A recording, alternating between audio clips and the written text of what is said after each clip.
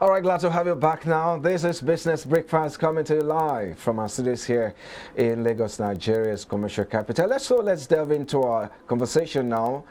Female entrepreneurship is on the rise around the world, even though there's no such thing as a woman-owned business.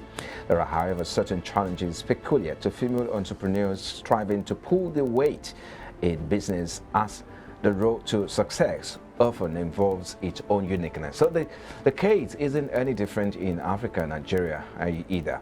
But how easy is it for female entrepreneurs doing business in Nigeria? So that's a question that has been asked in different fora and platforms. So let's find out right away with our guest. But of course, let's get to meet our guest. Vivian Ngoziani has a first degree in public administration, MBA degree in banking and finance from Esut Business School, and an MSc degree in management from the University of Leicester in UK. Vivian is an alumnus of the Lagos Business School. So she's managing partner, Highnet Resources Limited. She joins us now on the show.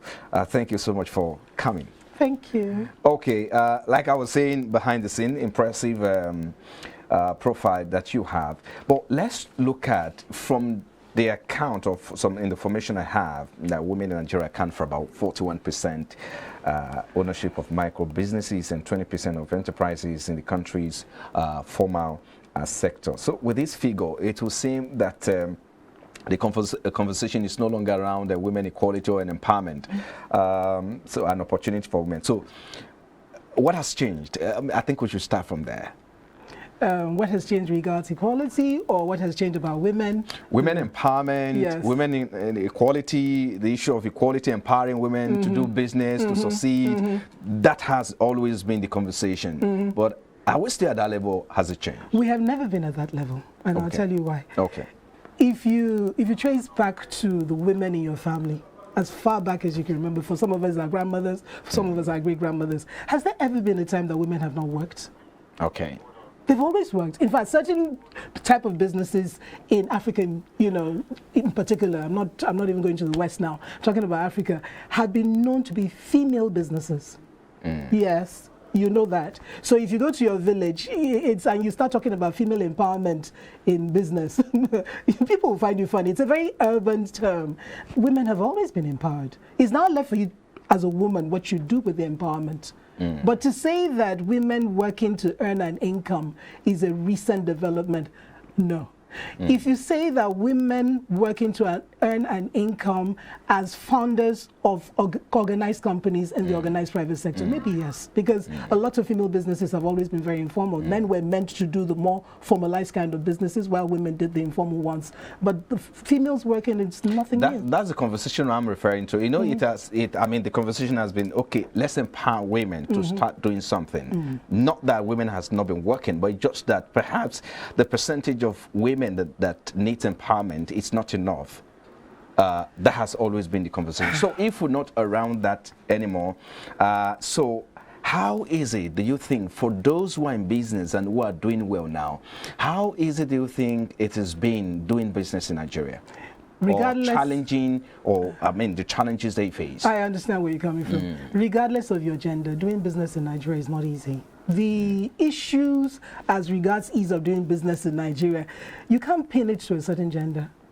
If you're a man in business, you face the same challenges as a woman in business will face. Right. However, for a man, society does not judge a man by how well he maintains the home front. Unfortunately, what I mean by how well he maintains the home front, in a lot of families, I say a lot of families because not all families, women remain the primary caregivers. Now, if you notice, I've not used the word breadwinner. They remain the primary caregivers, so that for me now, before I came out here this morning, there were certain things I had to do in my household to keep it running smoothly. If I were a guy, I would leave it to my wife. You understand? So yes, the challenges face all genders, but there's some that face women in particular. So let's talk about them. Okay, fine. All right. So as a woman, you have to be an incredible multitasker. You have to be incredible. So I tell you one thing. I always say to my male friends network, I say to them that for you, you are singularly focused on one thing, and that is being successful, making money, depending on your definition of success. But for most men, it is making money, getting a successful business or a successful career, and being successful. For a woman, you're judged on a multiplicity of performance factors. You're judged on how well you maintain the home. You're judged on how you look. You're judged on how well you can. Home, of course, includes husband and children. You're judged on how much money you're bringing to the family. Before, women were not. The money, the income earning side or the breadwinner side was downplayed. But you do know that in a lot of Nigerian homes now, women are the silent breadwinners. Right. I say silent because it is not something that's heavily advertised. So when it comes to ease of doing business, women face a lot more challenges when it comes to managing this different performance indices the society expects from them. A man can be singularly focused, a woman cannot be that singularly focused. So as a woman, you must have an incredible ability to multitask to be truly successful. So for me, that's the main thing. But if you go by the official definition of ease of doing business, which I don't think that's not what you're asking about, because if you go by the official, you have certain 10 parameters on which a nation is judged. But I don't think that's where you're going to. You're probably talking about the everyday definition about ease of doing business. How easy is it for you to run a business as a woman? What other pressures and what other challenges do you face? So.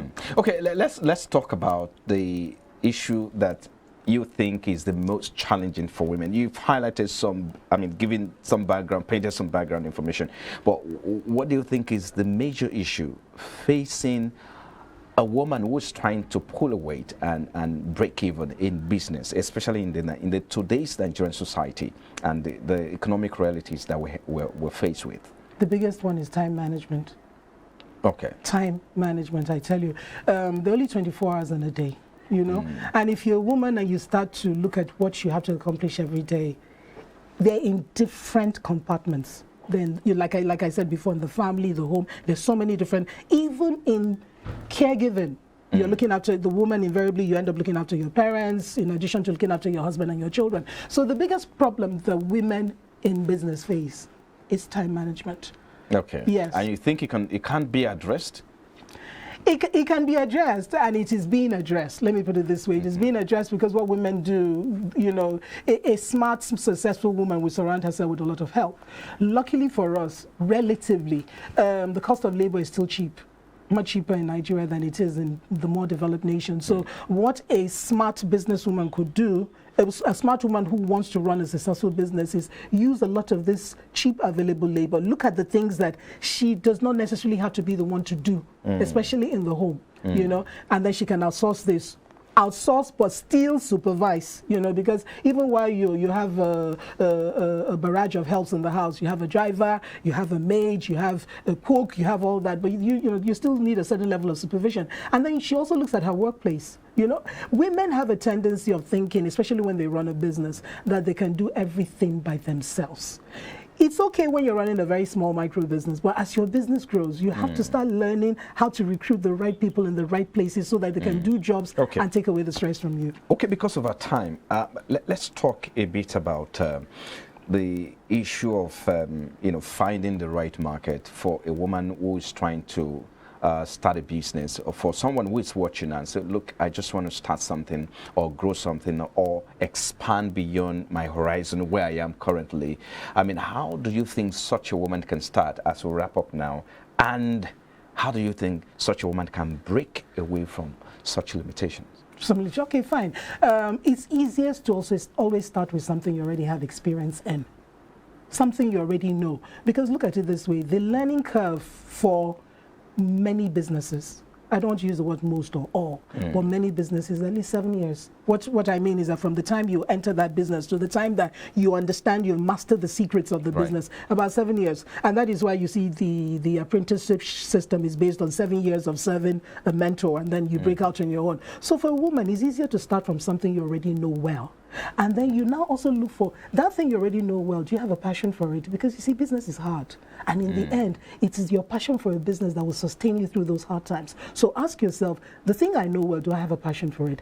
If you have a passion for it, who wants it, who needs it, are people willing to pay for it, Right. and how can I make sure that people pay for it? So those are the kind of questions you're going to be asking yourself before you start your business. I definitely, we're still going to bring you back because we have a lot to discuss. We would have talked about the, we've just domestically and some other fundamental issues we've talked about that. We should have talked about other important issues at the macro level, but time will not permit us. But I want to thank you so much, Vivian Ngoziani, partner, Highnet Resources. Thank you for very coming much, on too. My Business pleasure. Breakfast. My pleasure. Thank you for having me. It's all right. Yes, so watching Business Breakfast coming to you from our studios here in Lagos. Still to come on the program where we come back, we'll look at the impact of the NSAS 1 year after. What's the impact of the economy? We'll be back in a moment. Please stay with us.